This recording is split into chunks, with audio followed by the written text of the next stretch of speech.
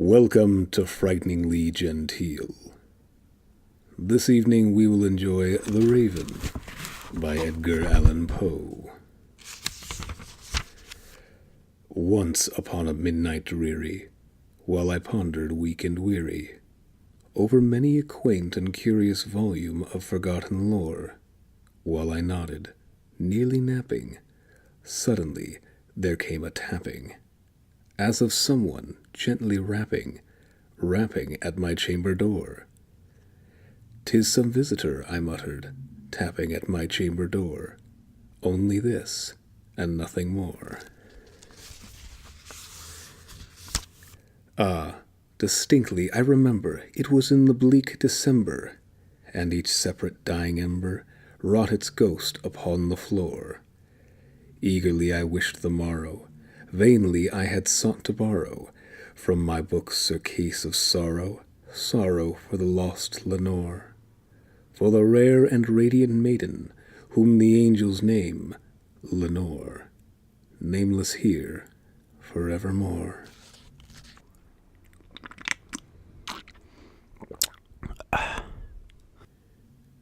And the silken, sad, uncertain rustling of each purple curtain thrilled me, filled me with fantastic terrors never felt before, so that now, to still the beating of my heart, I stood repeating, "'Tis some visitor entreating entrance at my chamber door, some late visitor entreating entrance at my chamber door.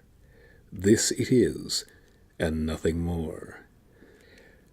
Presently my soul grew stronger, hesitating then no longer. "Sir," said I, "or madam, truly your forgiveness I implore, but the fact is I was napping, and so gently you came rapping, and so faintly you came tapping at my chamber door, that I scarce was sure I heard you. Here I opened wide the door, darkness there, and nothing more."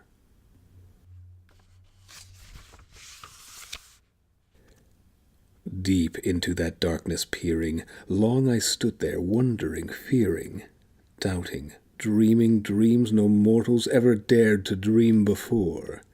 But the silence was unbroken, and the stillness gave no token, and the only word there spoken was the whispered word, "Lenore." This I whispered, and an echo murmured back the word, "Lenore." Merely this, and nothing more. Back into the chamber turning, all my soul within me burning, soon again I heard a tapping, somewhat louder than before. "Surely," said I, "surely that is something at my window lattice.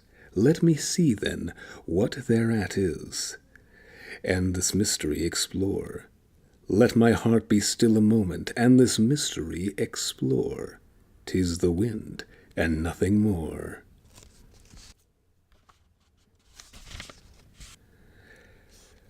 Open here I flung the shutter, when with many a flirt and flutter in there stepped a stately raven of the saintly days of yore. Not the least obeisance made he, not a minute stopped or stayed he, but with mine of lord or lady perched above my chamber door, perched upon a bust Apollos just above my chamber door, perched and sat, and nothing more. Then this ebony bird beguiling my sad fancy into smiling, by the grave and stern decorum of the countenance it wore. "Though thy crest be shorn and shaven, thou," I said, "art sure no craven, ghastly, grim, and ancient raven, wandering from the nightly shore. Tell me what thy lordly name is on the night's Plutonian shore." Quoth the raven, "Nevermore."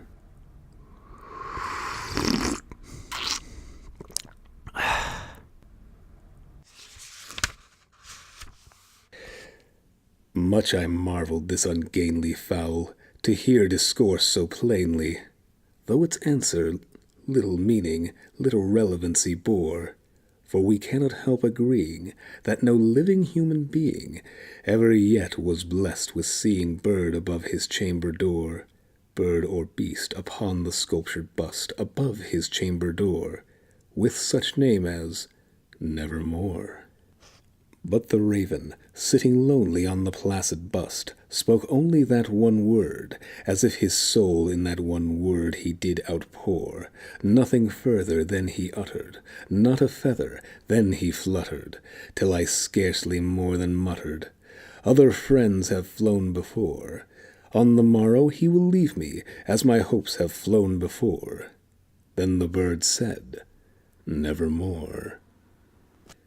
Startled at the stillness broken by reply so aptly spoken, Doubtless, said I, what it utters is its only stock and store, caught from some unhappy master, whom unmerciful disaster followed fast and followed faster, till his songs one burden bore, till the dirges of his hope that melancholy burden bore, of never, nevermore.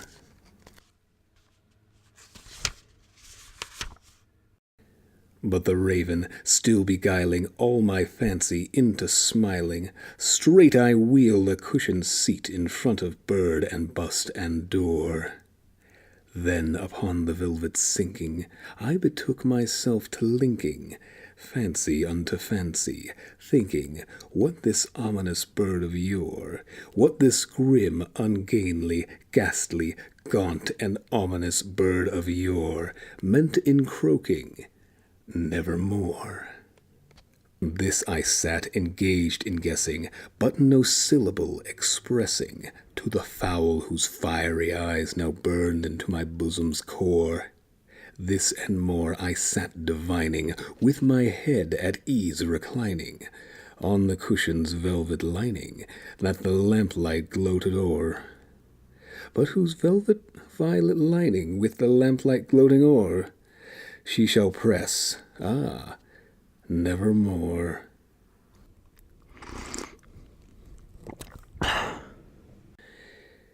Then methought the air grew denser, perfumed from an unseen censer, swung by seraphim whose footfalls tinkled on the tufted floor. Wretch, I cried, thy God hath lent thee, by these angels he hath sent thee, respite, respite and nepenthe from thy memories of Lenore. Quaff, oh quaff this kind nepenthe, and forget this lost Lenore. Quoth the raven, Nevermore. Prophet, said I, thing of evil, prophet still, if bird or devil, whether tempter sent or whether tempest tossed thee here ashore, desolate, yet all undaunted, on this desert land enchanted, on this home by horror haunted, tell me truly, I implore, is there balm in Gilead? Tell me, I implore. Quoth the raven, Nevermore.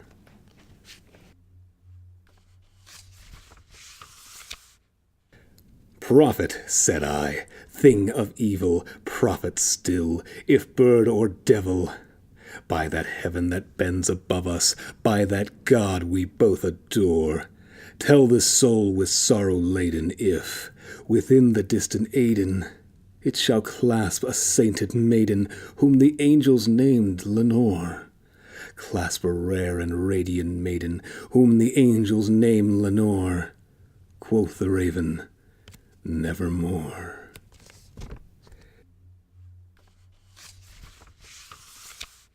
Be that word our sign in parting, bird or fiend, I shrieked upstarting, get thee back into the tempest and the night's Plutonian shore. Leave no black plume as a token of that lie thy soul hath spoken. Leave my loneliness unbroken, quit the bust above my door. Take thy beak from out my heart, and take thy form from off my door. Quoth the raven, Nevermore. And the raven, never flitting, still is sitting on the pallid bust of Pallas, just above my chamber door, and his eyes have all the seeming of a demon's that is dreaming, and the lamplight o'er him streaming through his shadow on the floor. and my soul from out that shadow that lies floating on the floor shall be lifted nevermore. The end. This concludes The Raven by Edgar Allan Poe. I hope you have enjoyed this story and this telling. If you have, leave a like and subscribe. If not, press 0. Till next time, goodbye.